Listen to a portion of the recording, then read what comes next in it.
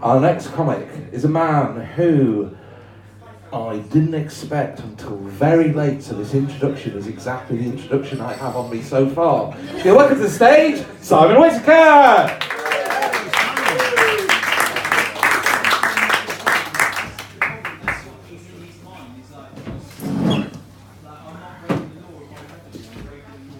Jeremy Corbyn, for those who like their anti-Semites with a full beard rather than just the toothbrush moustache. Now that's how I lost my job at the advertising agency. They kept saying to me, Simon, you can't call Jeremy Corbyn an anti-Semite. And I was like, well, there is a limit to the number of times I'm willing to give him the benefit of the doubt when he stands there and says, I had no idea the man standing on the stage next to me in the Hamas uniform, waving the swastika flag and shouting, death to the Jews, was an anti-Semite. And there's no room for such behaviour in the modern Labour Party. The worrying thing is the guy in the Hamas uniform is usually John MacDonald. So, to be fair to Jeremy Corbyn, I mean, I think he's as surprised as the rest of us to find himself leader of the Labour Party. I don't think he planned this. You know, lifelong backbencher. And then my theory is that it was a bit like Jack Black in School of Rock, right? He was a bit short of money. The phone rang. It was for a Miliband brother, but he answered it, and one thing just led to another. And now we're like one step away from a prime minister who makes Hugo Chavez look like Winston Churchill. And so he's there now, he's leader of the Labour Party, he doesn't really know how to do it, he's just making up policies, see which ones stick. A recent policy he announced, you may have seen this on the news, if he becomes Prime Minister, he's going to nationalise Facebook. Nationalise Facebook, yeah. Or as Karl Marx would put it, he wants the workers to rise up and seize the production of memes. Yeah. But I ask myself, you know, when Corbyn takes over from Zuckerberg, what will Jez book be like exactly? I mean, presumably, you know, comrade requests, you'll still get those. Maybe instead of everyone worrying about fake news, they'll all be clamouring about fake Jews. And instead of the like thumb, there'll be like the raised fist of revolution, you know, which is great until you have to explain to somebody that you just fisted Diane Abbott.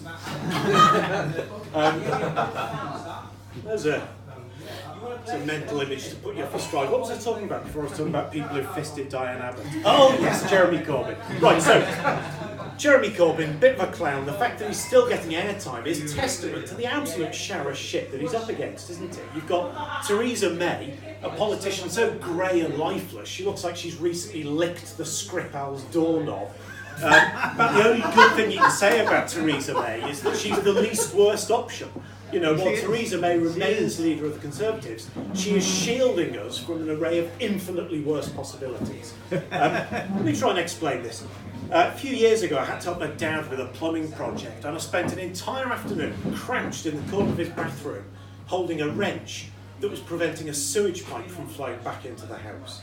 Now, it was uncomfortable, painful even. It was a thoroughly miserable experience. But it was better than the alternative, which was to be sprayed in the face by liquid human feces. Now, in this analogy, Theresa May is the wrench, all right? The liquid human feces represents Boris Johnson, the syphilitic bagpuss of British politics. And Jacob Rees-Mogg, a man who looks like a cross between Harry Potter and a twat. And the cabinet are no better.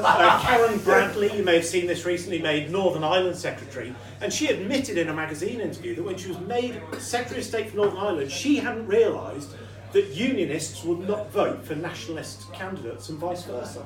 So there's a woman in charge of Northern Irish politics, absolutely terrifying. And just after she made that admission, somebody leaked a recording of a telephone conversation between her and Theresa May, where Karen Bradley said, do you mean to tell me unionists only vote for unionists and nationalists only vote for nationalists? And Theresa May said, duh, is the Pope Catholic? And Karen Bradley said, stop asking me these hard questions! So that's it, the Conservatives, if anything, even worse than Jeremy Corbyn's Labour Party. But at least we've still got the Liberal Democrats, haven't we? Have we? Have we still got the Liberal? Has anyone seen the Liberal Democrats in the last year? Like, is Vince Cable still in charge? Do they still play in yellow? I have no idea. Fucking MI5 have a higher public profile than Lib Dems like. So that is it. We are fundamentally screwed, and I've just given up. British politics, completely given up. I'm just going to sit back, let the world burn, and then whine about it afterwards on socialist media. Listen, my name's Simon Whitaker. You've been a lovely crowd. If you want to stay in touch, fist me on Jezebel.